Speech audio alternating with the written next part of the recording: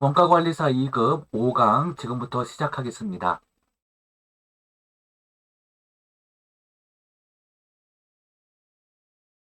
원가회계의 기본 개념과 분류 마지막 시간으로 연습 문제 풀이 시간입니다. 제1장 원가회계 기본 개념과 분류. 네, 지금부터 연습 문제 풀이를 해드리겠습니다. 다음 주 원가에 대한 설명으로 가장 옳은 것은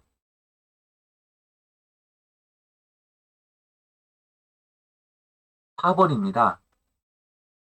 특정 목적, 달성, 제품 제조, 건물 완공, 서비스 제공 등에 따르는 경제적 가치 희생을 화폐 가치로 환산하여 측정한 것이죠. 1번과 2번, 3번 모두 다 틀린 지문이에요. 제품 판매에 따른 판매가액에서 판매 마진 차감한 가액이 매출 총이익이죠. 원가하고 무관하죠. 제품의 원천적인 기본가액을 정의하는 뜻을 가진다. 이거는 국어사전적 의미예요. 회계학적 의미는 아닙니다. 세 번째, 기업의 목표이익을 달성하기 위해 설정하는 가액이다. 이것은 T&I 분석, 즉 타겟 넷 인컴 분석인데요. 그 목표이익 반영한 이익을 구할 때 쓰는 말이죠. 그래서 문제 1번에 적합한 지문은 4번입니다. 두 번째 문제입니다. 제품 생산 또는 판매와 관련 없이 원가가 소멸하는 경우에 어떤 계정 과목을 사용하여야 하는가? 정답은 4번입니다. 재고자산 감모손실로 처리하게 되죠. 영업의 비용이죠. 영업의 비용, 즉 원가성이 없는 경우죠. 3번 문제, 원가의 개념에 대한 설명으로 가장 옳지 않은 것은 4번입니다. 경영자가 미래의 의사결정을 위해서 과거 지출된 원가의 크기를 고려할 필요가 없죠. 과거에 지출되었기 때문에. 그래서 이러한 그 매몰 원가는 관련 원가에 해당하지 않습니다. 그러면 뭘까요? 바로 기회 비용. 이것은 관련 원가에 해당되죠. 둘 이상의 선택 가능한 대안 중에 하나를 포기함에 따른 포기하는 것에서 얻을 수 있었던 이익을 기회비용이라고 하죠. 그래서 4번이 옳지 않아요. 4번 문제. 원가 회계의 특징에 대한 설명으로 가장 옳지 않은 것은 4번입니다. 외부 이해관계자에게 의사결정에 대한 유용한 정보 제공은 재무회계입니다. 재무회계에서 필요한 재무제표가 있죠. 이 재무제표는 외부 이해관계자라고 하면 대표적으로 주주와 채권자가 있습니다. 자, 이러한 외부 이해관계자에게 필요한 서류가 바로 재무제표죠. 그래서 정답은 옳지 않은 지문 4번입니다. 5번 문제, 원가의 추적 가능성에 따라 분류한 것으로 옳은 것은 2번이죠.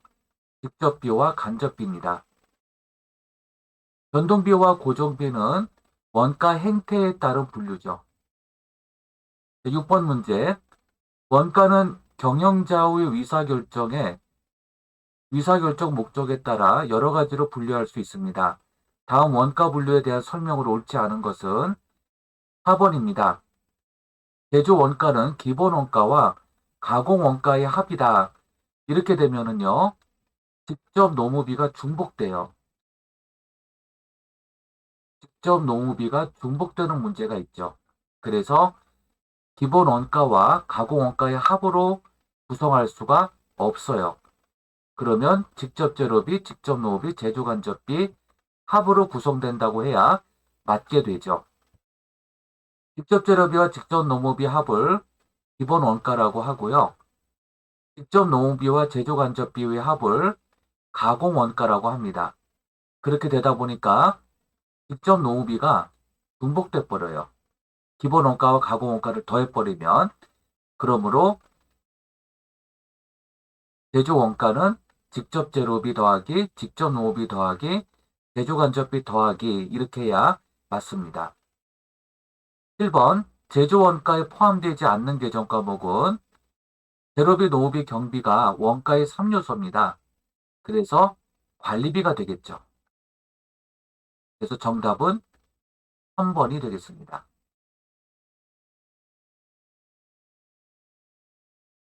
8번 문제입니다. 제조원가 항목에 대한 설명으로 옳은 것은 4번이죠. 132는 손익계산서의 비용이 됩니다. 9번 문제 제조간접비에 대한 설명으로 옳은 것은 3번입니다. 직접 노무비와 합계액을 가공원가라고 하죠. 제조간접비는 기본 원가에 해당되지 않습니다. 그리고 고정원가만 있고 변동원가는 없다 틀렸죠. 제조간접비에는 고정비와 변동비가 모두 포함되어 있습니다. 그리고 간접재료비와 간접노무비에서는 포함되지 아니한다라고 되는데 접두어로 간접이 붙으면 모두 제조간접비가 됩니다. 10번 문제 제조공장에서 발생한 보험료를 분류한 것으로 옳은 것은 4번 가공원가가 되죠. 보험료는 제조간접비에 들어갑니다.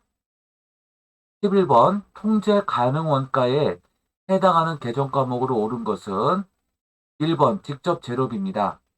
재료비는 통제가 가능해요. 직접 재료비를 다른 직접 재료비로 바꿀 수 있겠죠. 네, 그래서 통제 가능해요. 그런데 이 보험료, 임차료, 감가상각비는 고정비 성격입니다. 그러므로 변동비에 해당하는 직접 재료비와는 성격이 달라요. 고정적으로 지출되어야 되는 경비들은 통제 불능 원가에 해당됩니다. 12번 통제 불능 원가에 해당하는 계정 과목으로 옳은 것은 감가상각비가 있죠. 고정비 성격이기 때문에 통제 불능 원가에 해당이 됩니다. 그러나 직접 재료비, 직접 노무비 중 변동 노무비에 해당하는 것, 그 다음에 광고 선전비는 매월 정액적으로 지출되는 성격의 광고 선전비라면 통제 불능에 해당될 수 있지만 신제품이 나왔을 때 광고를 하게 되면 통제 가능 원가가 됩니다. 그래서 변동비 성격이 되면 통제 가능한 원가가 되고요. 그 다음에 고정비 성격에 해당되면 통제 불능 원가가 되죠. 감가상각비는 이미 투자한 시설, 건물 등에 대한 감가상각비이므로 통제 불능 원가에 해당이 됩니다. 다음 중 맞게 짝지어진 것은 1번입니다. 행태별 분류로 변동원가와 고정원가가 있죠. 그 다음에 14번 문제 원가를 원가 행태에 따라 구분한 것은 변동원가와 고정원가가 있죠. 변동, 고정 이렇게 나오면 행태에 따른 구분이다 라고 보시면 돼요. 15번 조업도 감소에 따른 고정비 및 변동비와 관련한 원가 행태를 틀리게 나타낸 것은 기본 요금이 100만 원이니까 이것은 고정비예요. 사용 요금은 변동비입니다. 조업도가 감소하게 되면 사용요금은 낮아지게 되죠. 그러나 기본요금은 조업도와 무관하다고 했었죠. 총고정비는 일정합니다. 단위당 고정비는 조업도가 감소함에 따라 감소가 아니라 증가가 되죠. 총 변동비는 감소합니다. 그렇죠? 단위당 변동비는 일정하죠. 그래서 정답은 2번이 됩니다. 16번 원가 행태에 따른 분류 중에서 일정한 범위의 조업도 내에서 총 원가가 일정하지만 일정한 구간 범위 내에서는 조업도가 일정하다가 그 구간에서 한 단위 더 추가되면 총 원가, 총 고정원가가 한꺼번에 증액이 되죠. 이것을 준고정원가라고 합니다. 17번 일반적으로 관련 범위 내에서 조업도가 증가하는 경우 변동원가와 고정원가의 행태에 대한 설명으로 가장 옳지 않은 것은 2번이 되죠. 조업도가 증가하더라도 또는 감소하더라도 총 고정원가는 불변한다라고 해야 정답이죠. 불변이 정답이죠. 근데 총 고정원가가 증가해버리면 이거는 변동원가가 돼버리죠. 18번 문제. 다음 중 원가 행태에 따른 원가 분류로 가장 옳은 것은 4번이죠. 19번 원가에 대한 분류를 설명한 것이다. 다음 보기 중 가장 옳지 않은 것은 특정 제품과 직접 추적이 가능한 원가를 직접 원가라고 하죠.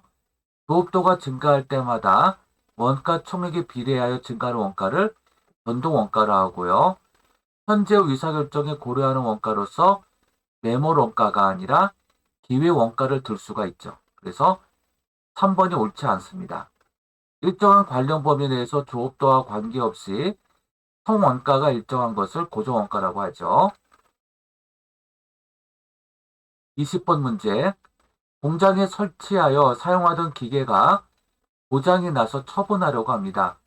취득원가는 100만 원이며 고장 시점까지 감가상각 누계액은 20만 원입니다.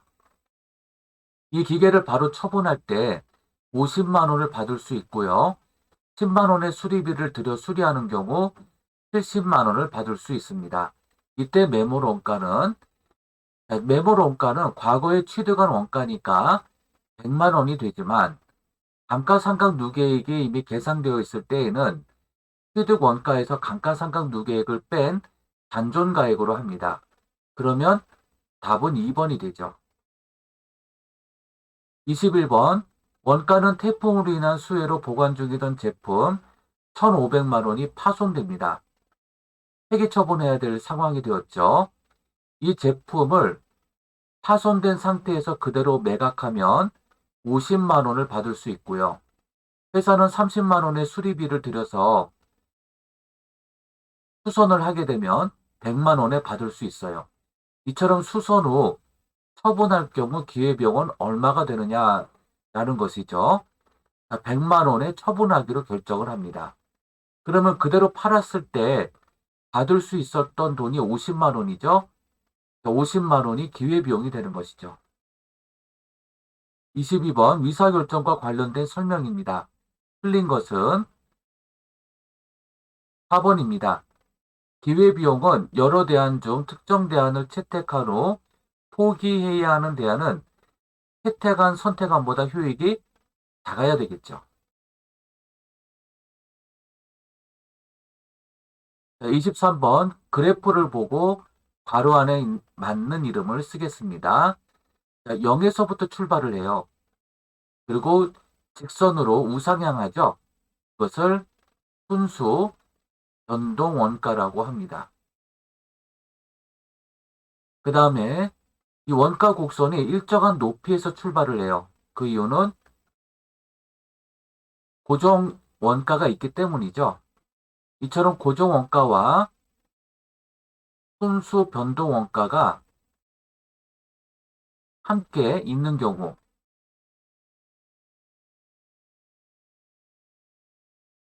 이렇게 함께 있으면 둔 변동 원가가 됩니다.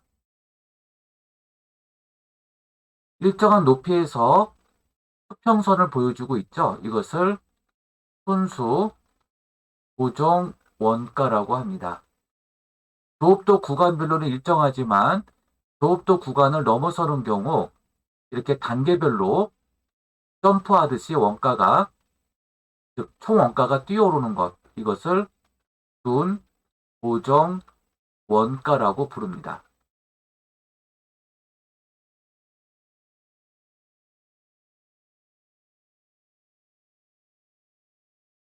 네, 이렇게 해서 기초 연속 문제를 모두 풀었고요. 또 다음 시간에 또 원가에 대한 기본적인 내용들을 또 살펴보도록 하겠습니다. 여러분들 수고 많으셨습니다. 감사합니다.